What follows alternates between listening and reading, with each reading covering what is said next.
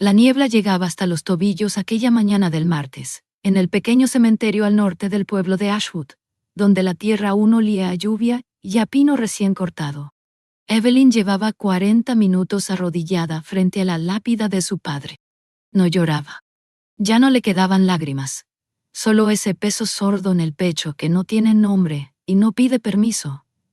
3 días después del funeral, Marcus Thornwell había llegado con sus papeles, sus sellos y su sonrisa de hombre acostumbrado a que nadie le diga no. Hurto. La tierra de su familia. La única cosa que su padre había protegido durante 22 años. Evelyn apretó los dedos contra la piedra fría. No había podido hacer nada. Era Omega. Y en este reino eso lo decía todo.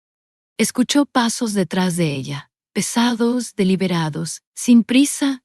No era un vecino. Algo en el aire cambió. Una presencia que no pedía espacio sino que simplemente lo ocupaba. La voz que llegó fue baja, casi cuidadosa. ¿Quién le quitó la tierra a su familia? Evelyn no se movió. Ese hombre no debería saber nada de eso. Lo que había ocurrido 3 días antes era sencillo, en su brutalidad. Thomas Ashwood había muerto en la cama pequeña del cuarto trasero, con la fiebre todavía en la frente y la mano de su hija entre las suyas. 2 semanas de sueño interrumpido, de paños húmedos y de caldos que él ya no podía tragar. Evelyn había contado cada hora. Había memorizado el sonido de su respiración cambiando, primero lenta, luego más lenta, luego nada. Era martes por la mañana cuando todo se detuvo, y el silencio que quedó después fue el tipo de silencio que no se llena con nada. Thomas Ashwood tenía 51 años. Tenía 23 hectáreas al oeste del pueblo, registradas únicamente a su nombre. Y tenía 3 personas que dependían de cada metro de esa tierra: su esposa Clara, su hijo Thomas de 16 años, y Evelyn, que era la mayor, y que desde los 14 había aprendido que ser Omega en este reino significaba aprender a ocupar el menor espacio posible. El día del funeral llovió. El día después también. Al tercer día salió el sol, y fue ese mismo mediodía cuando Marcus Thornwell llegó al portal de la casa con 2 hombres detrás y una carpeta de documentos bajo el brazo. Evelyn estaba en el patio recogiendo ropa cuando lo vio aparecer. Conocía ese apellido. Todo el pueblo lo conocía. Marcus era el tipo de hombre que nunca llegaba a ningún lugar sin un propósito, y sus propósitos nunca eran buenos para quien los recibía. Él sonrió. Era una sonrisa ordenada, sin calor. Le entregó los papeles sin preámbulo: 400 monedas de oro en concepto de deuda impagada, contrato firmado por Thomas Ashwood el año anterior, garantía hipotecaria sobre las 23 hectáreas al oeste. Evelyn tomó el contrato. Lo leyó 2 veces. Algo estaba mal en esa firma. Los ángulos eran distintos. La presión del trazo demasiado uniforme para la mano de su padre, que siempre escribía con cierta inclinación hacia la derecha. Pero ella no tenía manera de probarlo. No tenía abogado. No tenía sello. No tenía nada excepto la certeza en el estómago de que ese papel era mentira. Thomas salió de la casa cuando escuchó las voces. Tenía 16 años, y los hombros todavía flacos de quien no ha terminado de crecer, pero se plantó delante de Marcus con una firmeza que a Evelyn le apretó el pecho. «Eso es falso», dijo Thomas. Su voz apenas tembló. Uno de los hombres de Marcus lo empujó con una mano, sin esfuerzo, como se aparta una silla del camino. Thomas cayó contra la pared del patio. Clara salió en ese momento, escuchó el golpe, vio a su hijo en el suelo, vio los papeles en las manos de su hija, y algo en ella se cerró. Se desmayó antes de que Evelyn pudiera llegar hasta ella. Para el atardecer, los hombres de Marcus habían clavado estacas rojas en todo el perímetro occidental de la propiedad. La tierra estaba bloqueada. La familia Ashwood tenía 72 horas para presentar una apelación ante el Consejo Regional, un proceso que costaba 30 monedas de plata, solo en tasas administrativas, dinero que no tenían. Evelyn se quedó de pie en el patio después de que todos se fueron, mirando las estacas rojas contra el verde del pasto. No lloró. La rabia llegó primero, limpia y caliente, y duró exactamente el tiempo que tardó en darse cuenta de que no había nadie a quien dirigirla. Ella era Omega. Podía tener razón en todo, y aún así no tener voz. Esa comprensión no llegó como una revelación. Llegó como algo que ya sabía, y que ese día dejó de poder ignorar. Esa noche dejó a Clara dormida con Thomas sentado a su lado, y salió sin decir a dónde iba. Necesitaba hablar con su padre, aunque él ya no pudiera responder. Se arrodilló frente a la lápida nueva, todavía sin grabar porque el grabador del pueblo cobraba por letra, y apoyó la palma sobre la piedra fría. Le contó todo. El contrato. La firma. Las estacas. Thomas en el suelo. Clara en la cama con los ojos fijos en el techo. Le contó que no sabía qué hacer, y que eso era lo que más miedo le daba, no el perder la tierra, sino el no saber. La niebla seguía baja entre las lápidas, cuando escuchó los pasos. No eran pasos de alguien que se acerca con cuidado. Eran pasos directos, seguros, de alguien que camina así por costumbre y no por descuido. Evelyn no se giró. Esperó. Los pasos se detuvieron a 2 metros de ella. Y luego, después de una pausa breve, la voz llegó baja y sin adornos. ¿Quién le quitó la tierra a su familia? Evelyn apretó los dedos contra la piedra. No respondió. Había aprendido que los hombres que hacen preguntas sobre los problemas ajenos generalmente quieren algo a cambio de la respuesta. Esperó a que él insistiera, a que cambiara el tono, a que dijera algo que le confirmara que tenía razón en no confiar. Pero el hombre no hizo ninguna de esas cosas. Escuchó el sonido de ropa rozando piedra. Él se había sentado en la base de la lápida contigua, y después, nada. Solo la niebla y el olor a pino húmedo. Evelyn esperó 3 minutos más. Él no se movió. Entonces, sin saber exactamente por qué, empezó a hablar. Le contó del contrato. Le contó de Marcus Thornwell, y de las 400 monedas y de la firma que no era de su padre. Le habló sin mirarlo, con los ojos en la lápida, como si estuviera continuando la conversación que había empezado antes de que él llegara.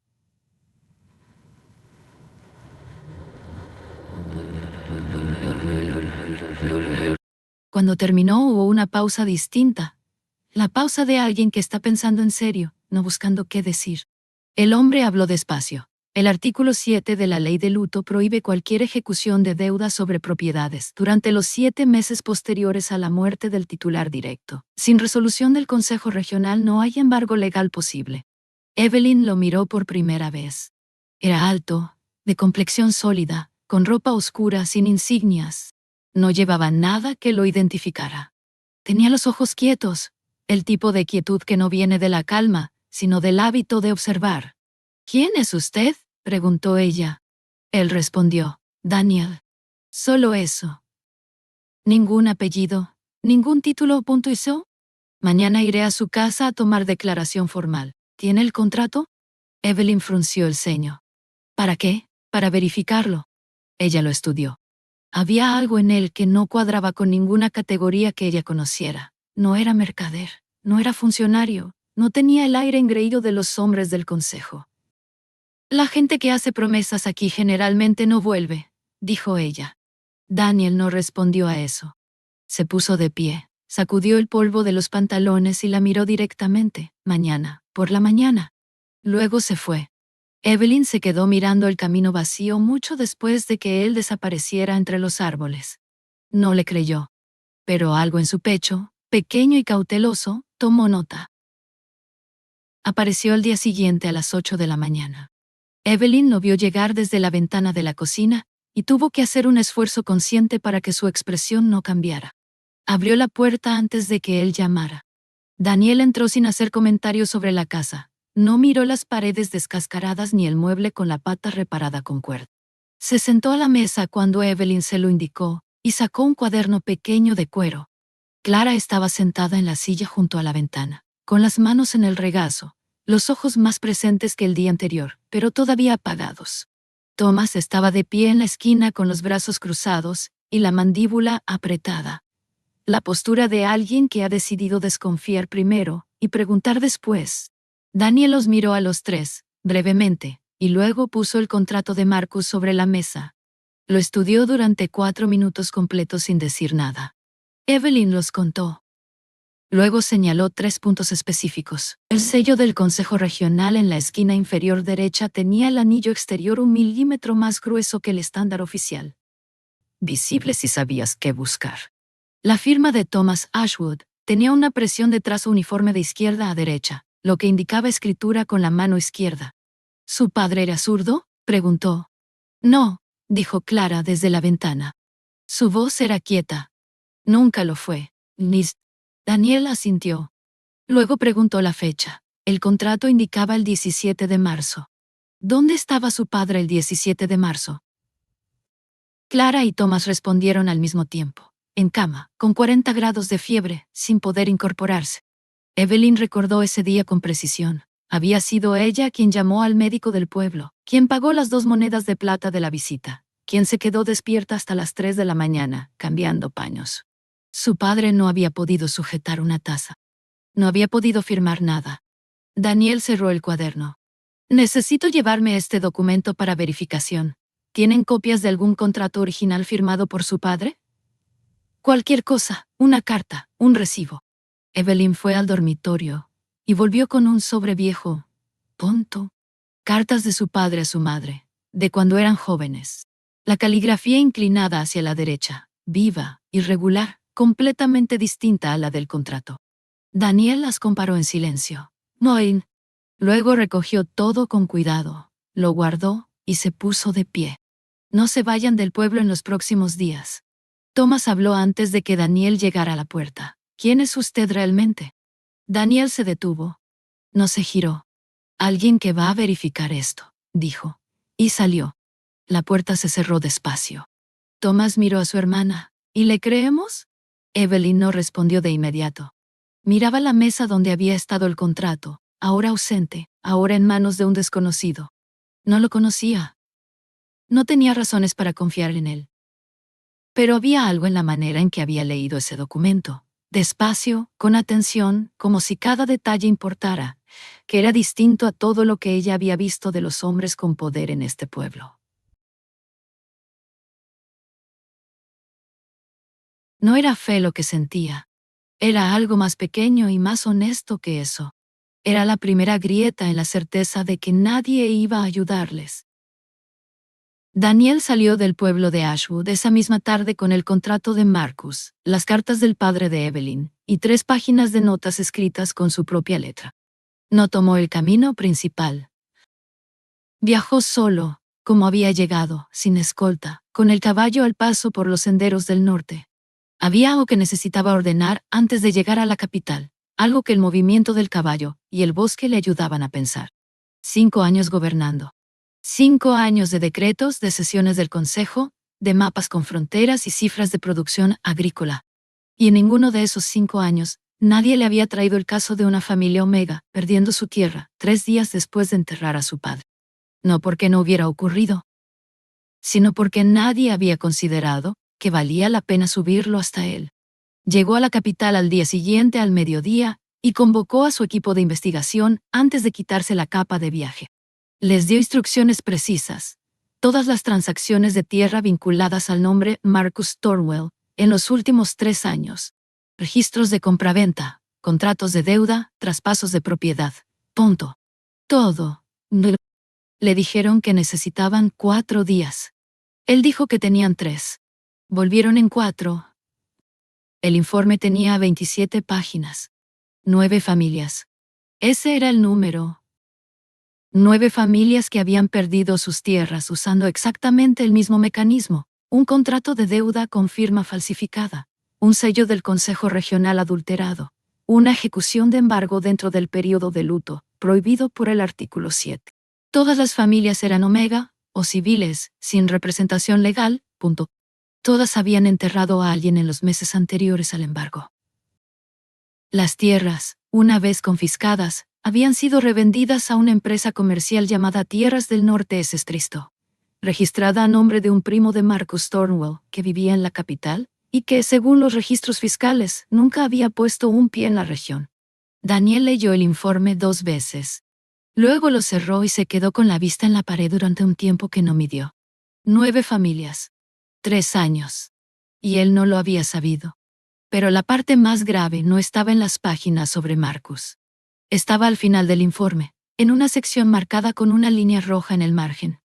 El juez regional, Aldrich Van, la única autoridad con poder para aprobar legalmente contratos de deuda sobre propiedades en esa zona, había firmado y sellado cada uno de los 9 contratos falsos.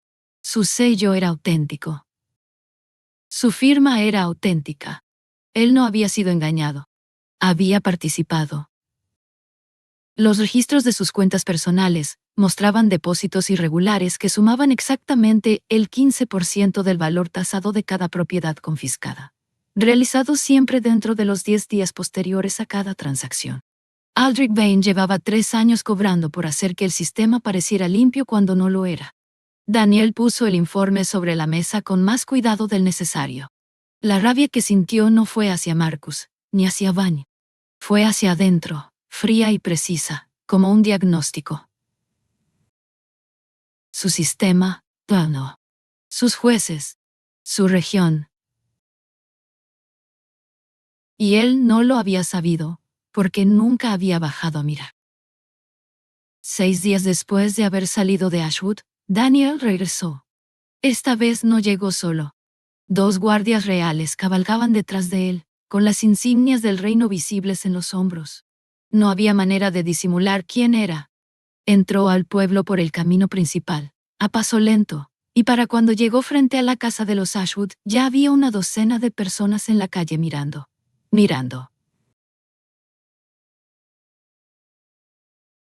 El nombre corrió de boca en boca en minutos. El rey Alfa. Aquí, punto. En Ashwood. Frente a la puerta de una familia Omega. Los comerciantes salieron a las puertas de sus tiendas. Las mujeres que lavaban en la fuente central dejaron de moverse. Los niños se quedaron quietos sin que nadie les dijera nada, porque los niños sienten cuando algo importante está pasando, aunque no sepan nombrarlo. Daniel desmontó, entregó las riendas a uno de sus guardias y se acercó al portal de la casa. Evelyn estaba al otro lado de la reja. Él la había visto antes sin el peso del título encima. Ahora ella lo veía a él con todo ese peso visible, y algo en su expresión cambió de una manera que él notó pero no supo interpretar todavía. La tierra le será devuelta en 3 días, dijo Daniel, con la voz suficientemente alta para que los que estaban en la calle lo escucharan. Cualquier persona que interfiera con esa devolución responderá, ante la ley del reino. No hubo aplausos. Hubo algo más extraño que eso. La gente en la calle se quedó donde estaba, procesando, porque habían aprendido demasiadas veces que celebrar antes de tiempo costaba caros.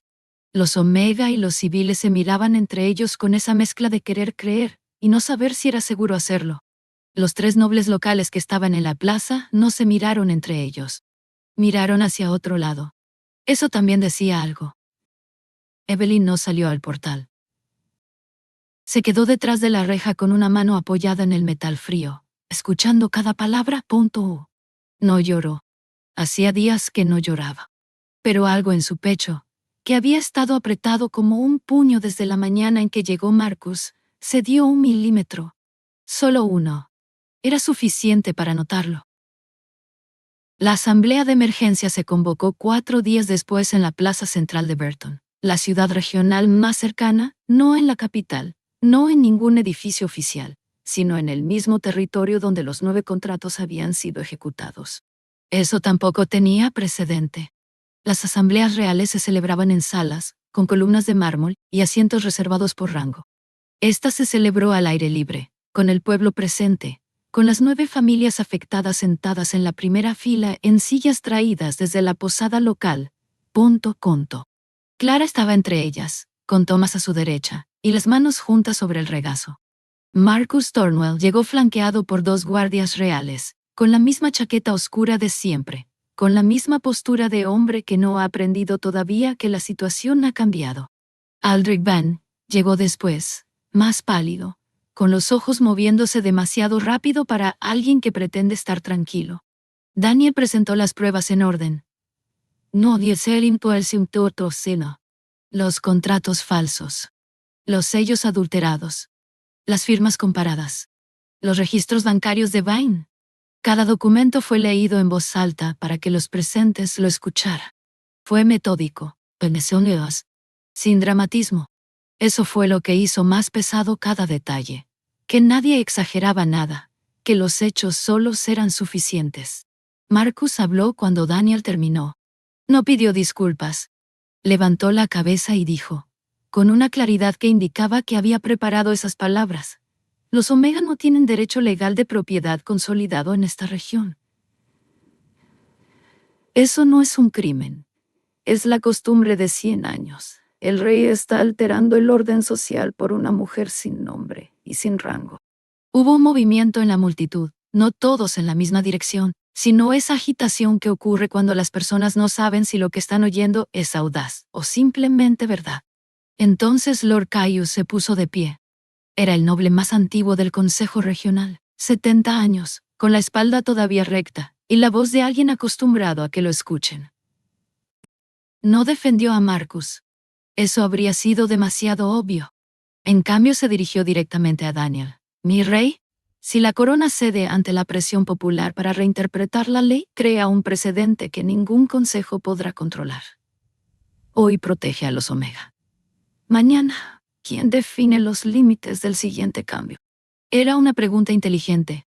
Era, de hecho, la pregunta más peligrosa de la mañana precisamente porque no era deshonesta. Lord Caius creía lo que decía. Y eso lo hacía más difícil de responder que cualquier cosa que Marcus hubiera podido decir. Daniel lo escuchó hasta el final. No interrumpió. No cambió de postura.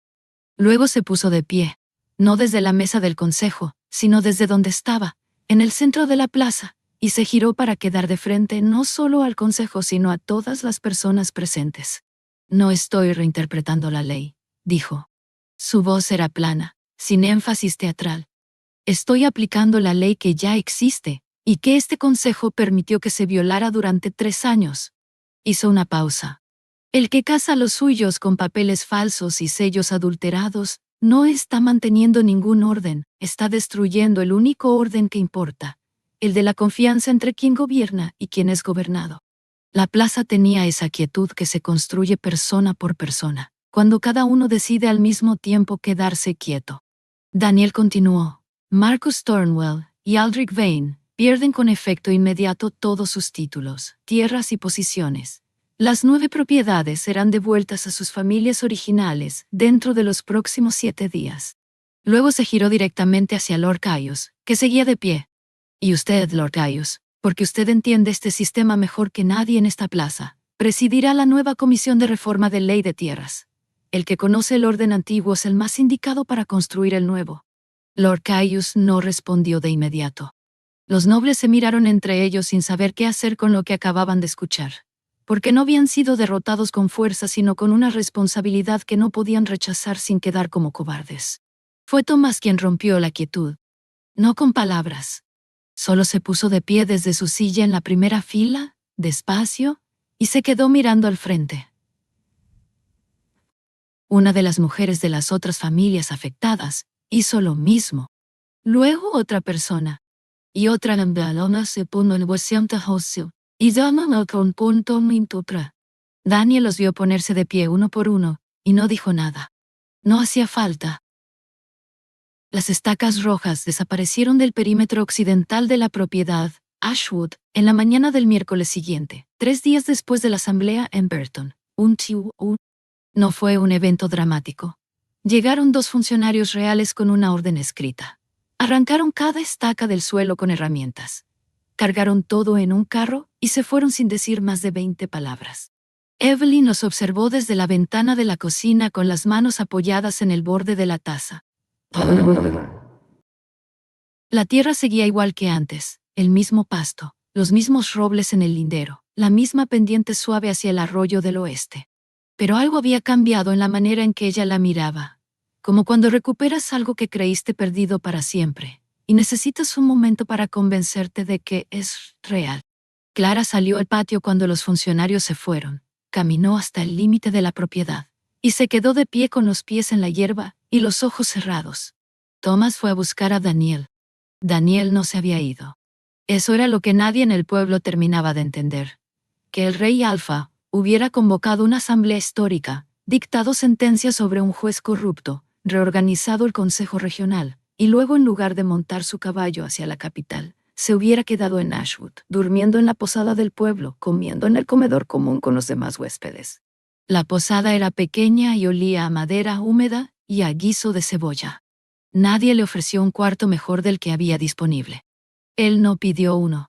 La mañana después de la asamblea había aparecido en la casa de los Ashwood, con herramientas prestadas del herrero del pueblo, y había pasado 3 horas reparando la valla del perímetro norte, la que los hombres de Marcus habían dañado al clavar las estacas de embargo.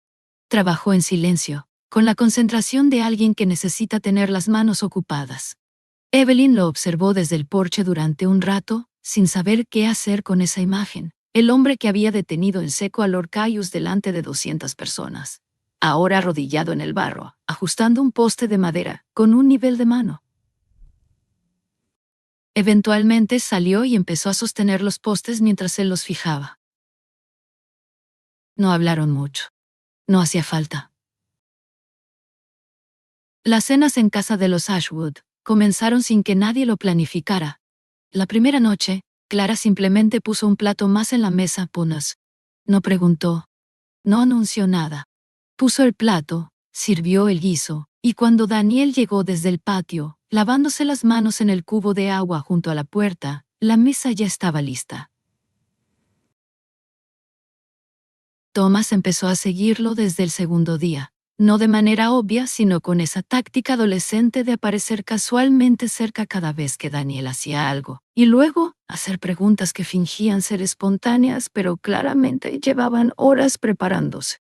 Le preguntó sobre el artículo 7, sobre cómo funcionaba el registro de propiedades en la capital, sobre si había otros artículos de la ley de luto que la gente no conocía. Daniel respondía con la misma seriedad con que respondería un consejero adulto, sin simplificar, sin impacientarse. Evelyn lo escuchaba desde la otra punta de la habitación. Había algo en esa paciencia, específica, sin condescendencia, que no encajaba con ninguna versión del poder que ella había conocido antes. El poder que ella conocía no tenía tiempo. No se sentaba en mesas pequeñas. No ajustaba postes de valla con nivel de mano. Empezó a mirarlo de otra manera. No con menos cuidado, con más curiosidad. Eran cosas distintas. Fue una noche de la tercera semana, después de cenar, cuando Thomas hizo la pregunta. Clara había entrado a lavar los platos. Daniel y Thomas estaban en el porche, sentados en los escalones, mirando el campo oscuro. Evelyn estaba justo al otro lado de la puerta, que había quedado entreabierta. No había planeado escuchar. Simplemente no se movió. ¿Sientes el vínculo con mi hermana?, preguntó Thomas. Directamente, sin preámbulo, con esa falta de filtro que solo tienen los adolescentes y los muy viejos. Hubo una pausa. Larga, el tipo de pausa de alguien que podría responder rápido pero elige no hacerlo. No lo sé, dijo Daniel, al final. Su voz no cambió de tono. Lo que sé es que cuando estoy aquí, veo cosas que no veo desde el trono. Thomas procesó eso. Eso no es una respuesta. No, dijo Daniel. No lo es. Evelyn tenía la mano apoyada en el marco de la puerta, y la madera estaba fría bajo los dedos. Escuchó a Thomas entrar por la puerta trasera, y los pasos de Daniel bajando los escalones del porche hacia el patio. Esperó. Luego salió. Daniel estaba de pie junto al roble del lindero, mirando el campo. No se sobresaltó cuando escuchó sus pasos, o si lo hizo, no lo mostró. Evelyn se quedó a 1 metro de distancia. El cielo estaba despejado, y había suficiente luna para ver sin necesitar luz. Si existe el vínculo, dijo ella, sin introducción. Daniel se giró para mirarla. No respondió de inmediato, y Evelyn reconoció esa pausa, la misma que él usaba cuando algo importaba lo suficiente para no contestar con lo primero que le venía. No quiero que el vínculo sea la razón de nada entre nosotros, dijo. Lo dijo despacio, como si estuviera comprobando cada palabra antes de soltarla. Si me quedo, quiero saber qué es porque decidí quedarme. Evelyn lo miró un momento. Va, no, va. Luego asintió, una vez, y volvió a entrar a la casa. Él había dado la única respuesta que ella podría haber respetado, y ambos lo sabían. Daniel se quedó junto al roble un rato más. Había dicho la verdad sin calcular, primero, qué consecuencias tendría. Eso era algo que no había hecho en años. Hablar sin arquitectura política detrás de las palabras. Se dio cuenta de eso solo cuando ya lo había dicho, y la sensación fue extraña y más limpia de lo que esperaba. La noticia de las reformas llegó a los pueblos vecinos antes de que terminara la semana. Cambies con oposición como asunto, un punto es que terminara la semana. Lord Caius había comenzado a trabajar con la nueva comisión de reforma. Nadie esperaba que lo hiciera con seriedad, pero al parecer el hombre tenía demasiado orgullo para hacer un trabajo a medias, incluso uno que no había pedido. Los registros de las 9 familias afectadas fueron restaurados. El nombre de Thomas Ashwood volvió a aparecer en los documentos de propiedad de las 23 hectáreas, esta vez con Evelyn listada como heredera directa. Eso significaba que la tierra era de ella ahora, legalmente, sin ambigüedad. Cuando el funcionario le trajo los papeles firmados, Evelyn los revisó 2 veces antes de guardarlos. Los dobló con cuidado y los puso en el mismo sobre donde su madre guardaba las cartas viejas de su padre. Fue 3 días después cuando llegó el mensajero. Llegó a mediodía, con ropa oscura sin insignias visibles y una manera de hablar demasiado cuidadosa para ser espontánea. Le dijo a Evelyn, con Clara y Thomas presentes, que un grupo de nobles de la región norte le enviaban un mensaje, que sería conveniente para su familia rechazar formalmente los papeles de propiedad restaurada, declarar públicamente que el asunto había sido un malentendido, y comunicar al rey que la familia Ashwood no deseaba ser utilizada como instrumento de cambio político. Le dijo todo esto con una cortesía que era, en sí misma, una forma de presión, la cortesía de alguien que asume que vas a ceder. Thomas abrió la boca. Evelyn levantó una mano y él se detuvo. Ella miró al mensajero durante un momento. La rabia estaba ahí, pero debajo había algo más sólido que la rabia, algo que llevaba semanas construyéndose sin que ella lo nombrara. ¿Qué es lo que les asusta?, preguntó. Su voz era tranquila, completamente tranquila. ¿Que si tenemos la tierra, ya no los necesitamos? El mensajero reordenó los papeles que llevaba en la mano. Un gesto pequeño que lo delató. Pueden decirles a quienes los envían, continuó Evelyn, que los papeles ya están guardados y que esta conversación ha terminado. El mensajero se fue, hondo. Thomas la miró. Clara la miró. Evelyn recogió la taza que había dejado en la mesa y fue a la cocina. No dijo nada más porque no había nada más que decir. Había hablado con su propia voz, sin que nadie se la pusiera en la boca. Sondadno con presión sus. Eso era nuevo. No el resultado, el origen. Thomas le contó a Daniel esa misma tarde.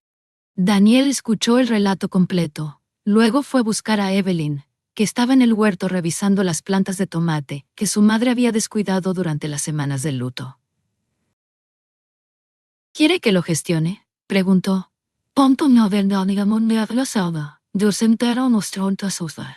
Evelyn no levantó la vista de las plantas de inmediato. Separó una rama enferma del tallo principal con cuidado antes de responder. Ya recibieron su respuesta. Daniel se quedó quieto un momento. Luego asintió, un asentimiento distinto a los que ella le había visto antes, sin el peso de quien evalúa una situación. Era el asentimiento de alguien que acaba de entender algo. Evelyn lo miró entonces, directamente, y vio en su expresión algo que no había estado ahí las primeras semanas, no admiración, sino reconocimiento. Como cuando ves a alguien hacer algo que ya sabías que podía hacer, pero que lo confirma de otra manera. Él no estaba delante de ella. Estaba al lado. Esa diferencia era todo. El último día llegó sin anunciarse, como llegan siempre los últimos días. Daniel tenía que partir a la mañana siguiente. Había sesiones del consejo en la capital que no podían postergarse más, reformas que necesitaban su firma, decisiones que solo él podía tomar. Esa tarde, mientras el sol todavía estaba alto, se acercó a Evelyn en el porche y le preguntó si quería caminar con él. No dijo a dónde. Ella tomó el chal del gancho junto a la puerta y lo siguió. El cementerio estaba igual que siempre. La niebla baja de las mañanas ya se había disuelto, y la tarde le daba a las piedras un color más cálido del que tenían a primera hora. Se detuvieron frente a la lápida de Thomas Ashwood. La hierba alrededor ya había crecido un poco, cubriendo la tierra removida de las primeras semanas. Daniel miró la lápida durante un momento antes de hablar. La primera vez que vine aquí pensé que estaba viniendo a ayudarla. Una pausa corta. Pero usted me mostró algo que yo había perdido sin darme cuenta, que el poder solo tiene sentido cuando llega a las personas correctas. Y yo llevaba años sin bajar a verificar si llegaba. Evelyn puso la mano sobre la piedra, la misma mano, el mismo gesto de la primera mañana, pero sin la desesperación de entonces. La piedra estaba tibia por el sol de la tarde. Mi padre decía, dijo ella despacio, que a un hombre no se le mide por lo que tiene, se le mide por lo que elige proteger. Daniel la escuchó sin interrumpir. Lo que quedó después no era incómodo, era el tipo de pausa que se produce cuando dos personas han dicho algo verdadero y no quieren cubrirlo con palabras innecesarias. Luego habló, con la misma voz directa de siempre. ¿Vendría a la capital? No como nada oficial. Solo quiero que esté ahí cuando empiece a cambiar las cosas que necesitan cambiar. Quiero ver esas cosas desde donde usted las ve. Evelyn lo miró. Luego miró hacia el camino que llevaba a la casa, donde la ventana de la cocina tenía luz. Clara había encendido el candil temprano esa tarde. Pensó en los papeles doblados en el sobre. En Thomas haciendo preguntas sobre el artículo 7. En la voz con que le había respondido al mensajero, tranquila y entera, una voz que no sabía que tenía hasta que la usó. 3 días, dijo. Necesito 3 días para arreglar las cosas aquí. Las 9 familias tenían sus tierras. Lord Caius había comenzado a redactar la nueva versión del artículo 7, con 3 cláusulas adicionales de protección, que él mismo había propuesto. Nadie lo había visto venir, pero en retrospectiva tenía sentido. Un hombre que cree en el orden no puede tolerar un orden defectuoso, una vez que lo ha visto de cerca. Marcus Turnwell y Aldrich Vane aguardaban juicio en la capital Taunton.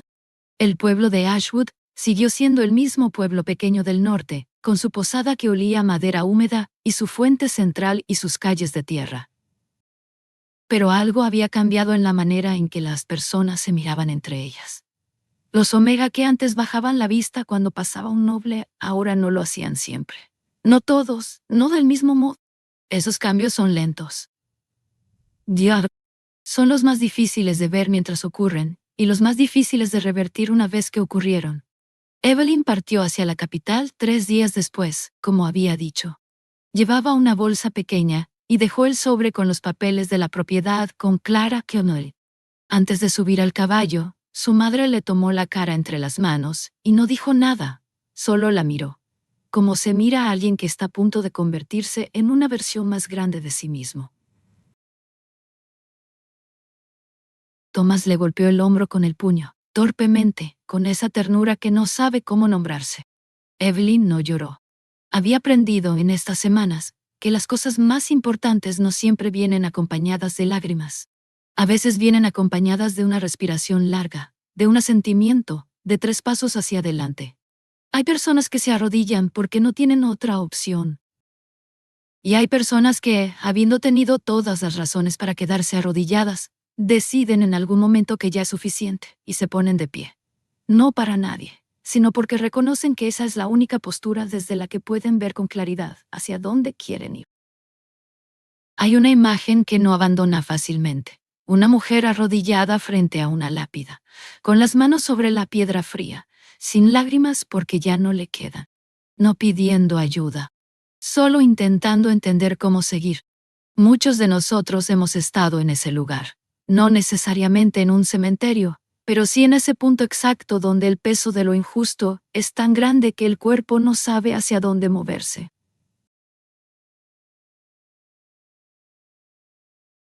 Lo que esta historia nos recuerda es algo sencillo y difícil al mismo tiempo, que levantarse no significa no haber caído. Significa que en algún momento, en silencio, algo dentro de ti decidió que todavía valía la pena intentarlo. Evelyn no fue rescatada. Fue vista. Y a veces, eso es lo único que necesitamos.